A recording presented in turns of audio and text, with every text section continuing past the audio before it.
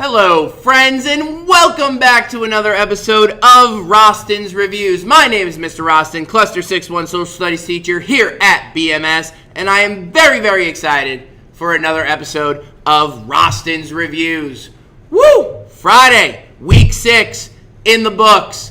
Dunsky. Awesome. So, oh wait, let me fix the camera. Whoop. There we go. All right, friends, so we had a good 2 weeks in social studies. Let's take a look at where we were and what we did. So, first, we worked on timelines. We learned what a timeline was. We created one. We learned that it's a diagram of historical events in chronological order, meaning that they are in order from oldest to youngest. We then learned about inferencing and what it means to make an inference, and an inference is an educated guess. So I put posters up around the room. Y'all made inferences about what we were going to learn in 6th grade social studies. It was awesome. Then we did primary and secondary sources. So let's take a look at that, shall we?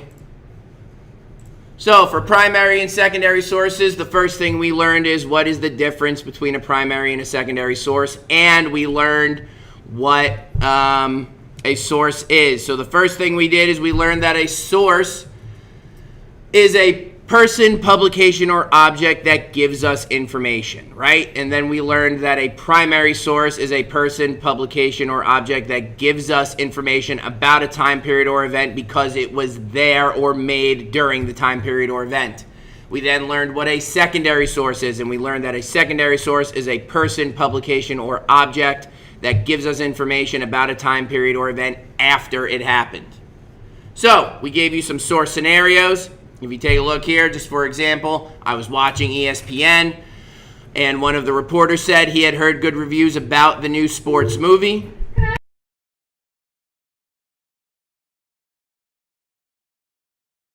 Sorry about that, guys. There was a little announcement here. You know we're live, baby. Things happen. So he had heard good reviews about a new sports movie. We know this is a secondary source because he heard good reviews. He didn't actually see it, so he was giving us secondhand information, and therefore it is a secondary source. So we went through all these. We found out whether they were primary or secondary, and then we moved on to our artifact analysis. So for artifact analysis, we learned that there are, and I'm just going to come back to my laptop camera here, so that way, boom, there we go. So we learned during artifact analysis that what an artifact is. It's an object from a time period or event, so it's a primary source. We then learned how to analyze artifacts. So there are 3 steps when analyzing artifacts. Step number 1, you meet the artifact.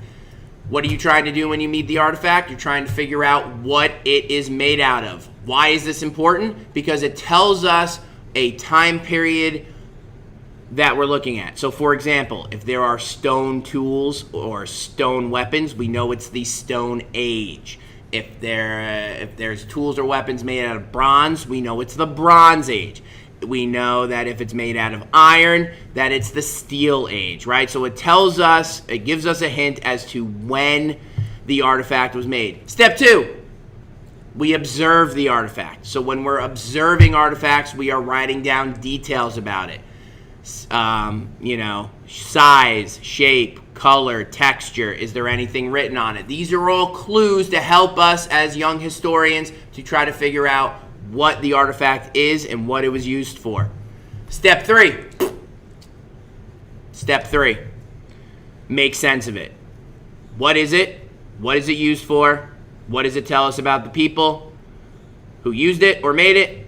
And is there a similar item to today? So you have to take all those clues that we've gained through our observing the artifact, all those clues that about the artifact, about what it was made out of, and try to figure out what it is, what it was used for, what it tells us about the people.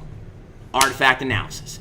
Bam. So we did that. We analyzed 5 different artifacts. I gave you about 7 to choose from, or 8. I analyzed artifacts. Y'all did Awesome. Y'all killed it. So, after artifact analysis, we get into this week. And this week was a big week. So, we did some analyzing of a source using the 6 points of annotation. We did that for 2 days. And then today, and Thursday, last block for blue, we did a agricultural revolution introduction, which was awesome. Awesome.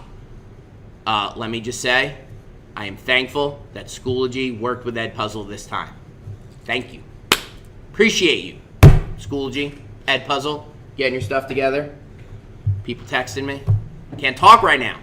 It's Roston Reviews. Can't do it. Ooh, my picture just went a little weird. Anyway. All right. So, when we're analyzing an informational text, right, we have to have a way to get that important information. So I introduced you to the 6 points of annotation, right? The 6 points of annotation is a close reading strategy. What does that mean? That means it gives you tools in order to help you find the important information. So let's take a look, shall we? There are 6 steps to do. First, before we even get there, first thing we need to do is we need to preview the source, right? We're looking for 3 things: title, author, publishing date.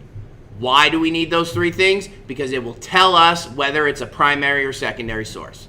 So remember, when we get a source in front of us, we're always finding the title, author, publishing date, and on the top left corner, we're writing down whether it's a primary or secondary. Once we've previewed the source, then we break the source down by paragraph, right? We read 1 paragraph at a time. We do not want to get overwhelmed with information, which is why we break it down by paragraph.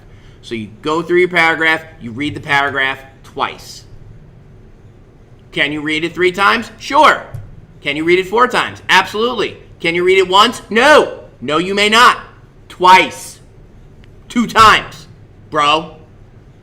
So, you read the source twice. The first time you read the paragraph, you're going through just to get an idea of what it's talking about, see what the paragraph is about.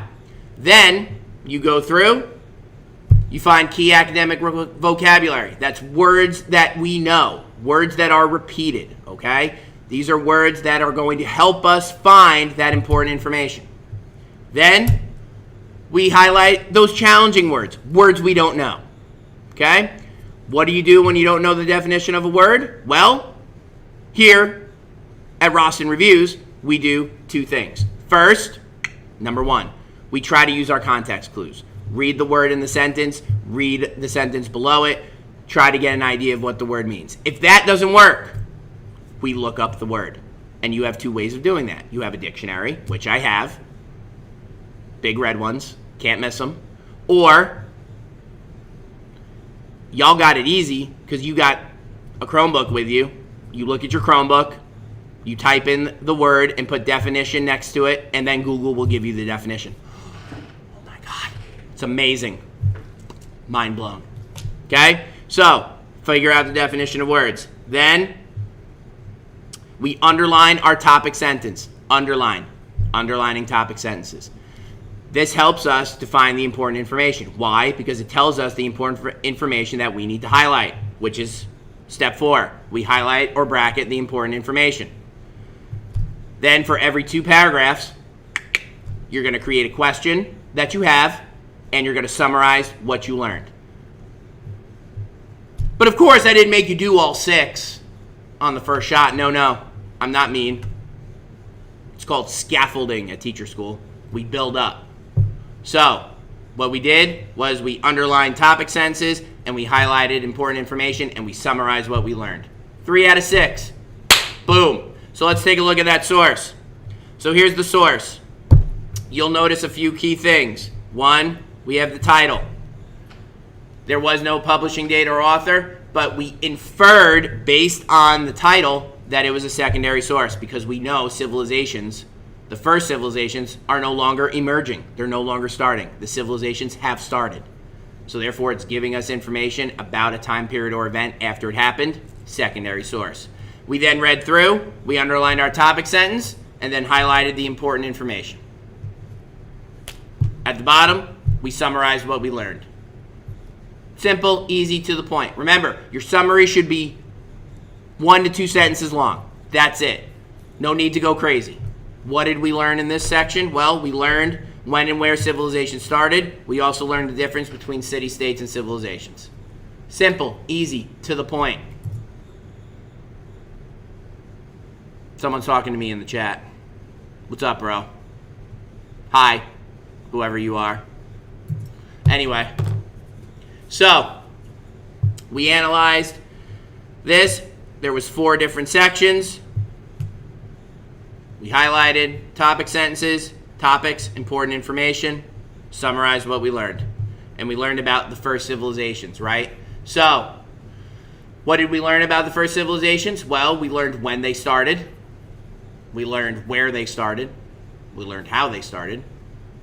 We learned about similarities and differences between the first civilizations. And we learned that the big thing that started civilization was farming, which leads us into the agricultural revolution. Remember, agricultural revolution is just another word for farming revolution, right? So today, we started off with a quick video. We did an I Notice, I Wonder chart. It was awesome. It was a good video. Brain pop. YouTube. Big shouts. So we did that. Then we watched, I'm going to come back to you now. Then we watched together an Ed puzzle. We answered questions as we went. It was good. It gave us some good information on the agricultural revolution. You know, some of the animals they domesticated first. You know, some of the crops that they decided to grow first. It was groovy. It was good. It was a good time. I was glad that it worked. So we watched and we learned about the agricultural revolution. And then to end our day, we did an exit slip about today's lesson. We created a hashtag about today's lesson, and some of your hashtags were great. I gave you some examples here. Hashtag farming, hashtag agriculture. Those were just examples that you could not use. All right? So you created a hashtag. Let me know that you actually learned something today about the agricultural revolution. It was awesome. And that's what we did in social studies, friends. Bam! That's what we did in social studies. We had a great week. Week 6. 34 weeks until summer vacation. 34 weeks. I can't wait. Oh, I can't wait. All right, a few important announcements before we sign off here. A few important announcements. Announcement number 1. We are going on a field trip. We're going hiking and doing some team building. Bring in your permission slip with $5. Someone's knocking at my door. I'm not going to answer. Anyway, bring in your permission slip with $5. Go on the field trip. It's going to be awesome. We're going to have so much fun. I'm so excited. Special surprises. And Mr. Roston's going to bring his camera. Take pictures for the yearbook and for us. Number 2. Your very first binder check for blue and red is Thursday. For everybody else, orange, yellow, green, Friday, binder checks. So make sure your binder is up to date and in order, and your table of contents is ready and raring to go. If you don't know if your binder is ready and raring to go, there is a copy over on the desk in the back, and you can go and look at it during extended block. Come see me. I'll write you a pass, or go talk to your teacher. Make sure it's okay. Come and see me. Make sure your binder's ready and raring to go. Assessment number 2 of the year, binder check. What else? Oh, team points. So, for those of you who weren't at open house, I do a team points. Each class is a team. Each class can earn 50 points a day. What do they have to do to earn their 50 points? Well, they have to follow the classroom routines when they come in. They have to be prepared. They have to work well independently or within their small groups. And they have to turn in their assignments. If they do all 4 of those things, they earn 50 points for the day. If I have to speak to a person more than once, more than twice, more than 3 times, then I start taking off points. We've added a new stipulation to these points in the binders. Friends, the way you were putting back binders previous to this past 2 days was terrible. Let's just be honest. You guys are messy. So we're going to fix that. So in order to get and keep your 10 points, you have to put the binders away nicely, nice and neatly. Now, some people, I'm not going to name names, but you know who you are, cleaned up the binders.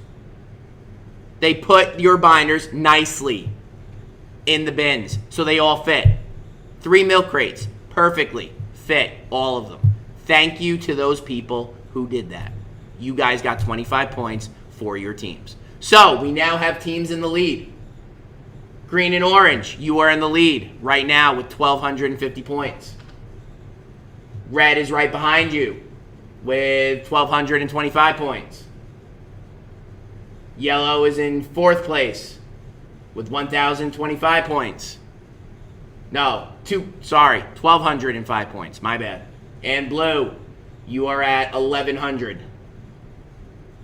Give or take. I can't do math. Ask Mrs. Bach, she'll tell you. Anyway, so remember, you need to put your binders away nicely. Binder check, blue and red on Thursday, everybody else on Friday. No school on Monday, Indigenous People Day. Enjoy your 3-day weekend. I hope you all have a great, great weekend. I'll miss you all terribly. But, going to take the day off. It's going to be nice. All right? All right, friends. That's all I got for you today. I hope you have a wonderful 3-day weekend. Get some rest. Recharge the batteries. Because you know Roston is bringing it 110% in social studies next week. Be kind to one another.